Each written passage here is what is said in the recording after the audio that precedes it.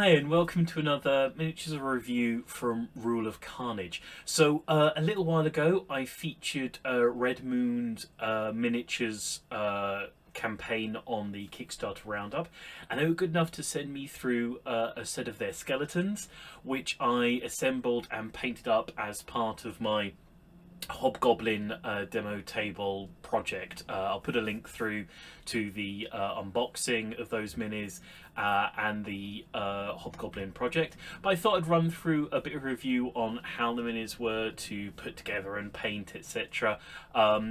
First of all, we'll have a general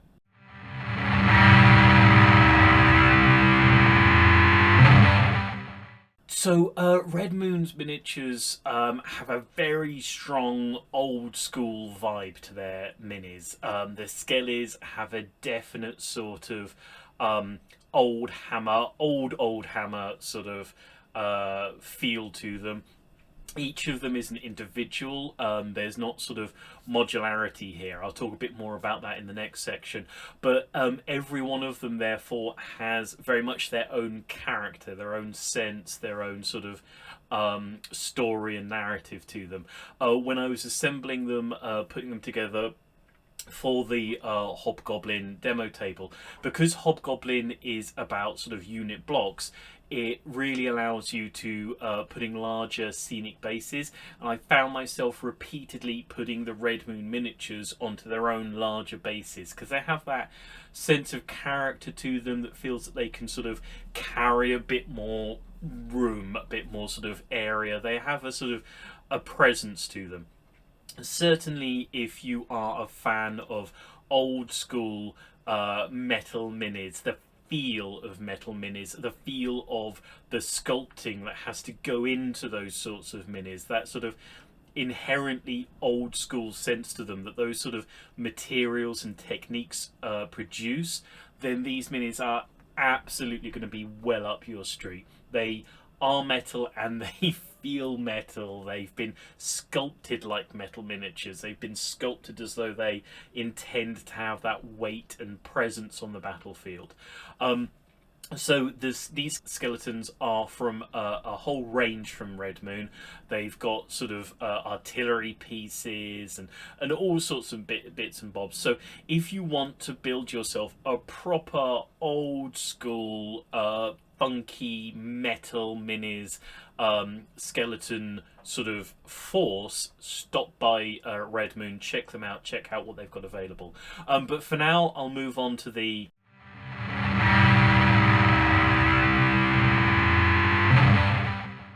So as I say, each of these are single piece metal miniatures, and they are sculpted, as I say, in quite sort of old school feel to them. So I know a lot of us will have possibly negative memories of the sort of monopose metals very much in like a single plane, because sort of too much sort of reaching forward and sort of reaching outwards, putting a mini onto too many planes can cause fails in metal casting.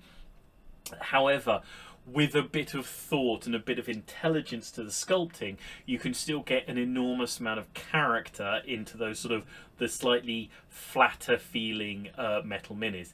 And that's absolutely what Red Moon have got going on. Although, you know, sort of if you really look at these minis, you'll realise they're very much sort of in a single plane. It never feels that way when you're sort of handling them, putting together, painting them, finding a place for them within your unit, within your group, your warband, wherever it happens to be. Every one of them feels that they've been posed naturally in that way. It feels like they just happen to be standing like this. They know what they're doing. They're going about their business, and this is where you've happened to sort of find them in their poses. A lot of very dramatic poses, a lot of impact given. These are sculptors that have sort of lent into the limitations of the form rather than sort of been overly constrained by them. They've got a really strong feel, a really strong sense to them. They, if you are a sort of an older gamer or a gamer for maybe of a certain generation, there's a strong nostalgia feel to these guys in the best possible way. As soon as you touch them, as soon as you pick them up, they really bring something back. They really sort of put you in a certain place, put me in a certain place, and frame of mind and frame of reference. So yeah, if you enjoy metal miniatures, if you like the way that they feel, the way they have to be put together, the way they have to be sculpted, the way they have to be modeled, then these guys absolutely lean into those materials, lean into those features, make a sort of strength of them in the best possible way. Okay, so obviously once you put together, you're going to need to move on to the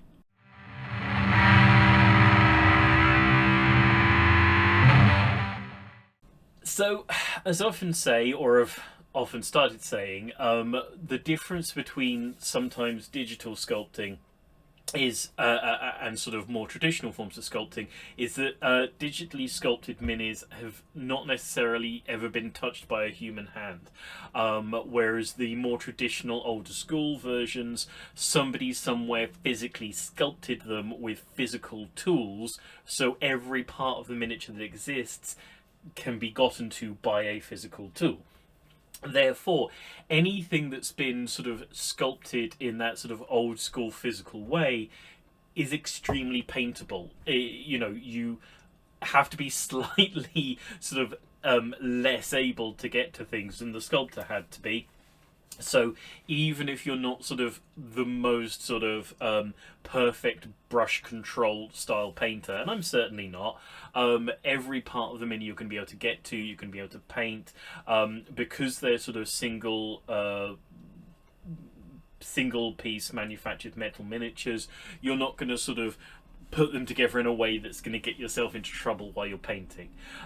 So these were lovely to paint. Lovely sort of range of sort of materials on the mini. A good range between sort of leather textures, metal and bone. Lots of sort of interesting details you could get into and spot as you're part way through the paint, part way through the sort of the hobby aspect. You can see a little something else extra. Oh, okay, I'll switch that up and make that cloth. I'll make that a leather. I'll make a sort of different feels of leather and cloth. Get a real texture. Get a real depth to these miniatures. They're an absolute pleasure to paint. Really just a pleasure to sort of spend time with. Loads of details to pick out on the miniatures, loads of features in them. Really, as I say, these are strong narrative, old school style minis, and they bring all of the benefits of those things to them. If you have a nostalgia for older school minis, if you enjoy the feel of painting metal miniatures, then these are absolutely right up there. They've absolutely nailed all of those old school feel elements to them. Strongly recommend sort of checking them out, getting them together. Certainly if you're looking to put together a metal force and an old school feeling force, definitely check them out. So yeah, fundamentally, these are minis that know who and what they are. They know the sort of old school, grounded, deep down sort of crunchy sense that these minis have. They're great to feel, they're great to sort of look at, great to put together, great to paint if you enjoy that slightly physical feel that old school metal minis have, that you don't necessarily get with plastic modular pieces, and that you certainly don't really get with sort of 3D printed and digitally sculpted pieces. If that's the sort of thing that appeals to you, if you're looking to pick up some skeletons, some undead, and you want that old school feel to them, please stop by Red Moon Miniatures. You won't be disappointed. I had a great time putting them together and painting them, and they look absolutely fantastic with very little sort of skill or effort on my part. And if you are a skilled, talented miniatures painter and you enjoy that sort of old school look and feel, these are going to be an absolute field day for you. So yeah, stop by. I'll put a link to Red Moon in the links below.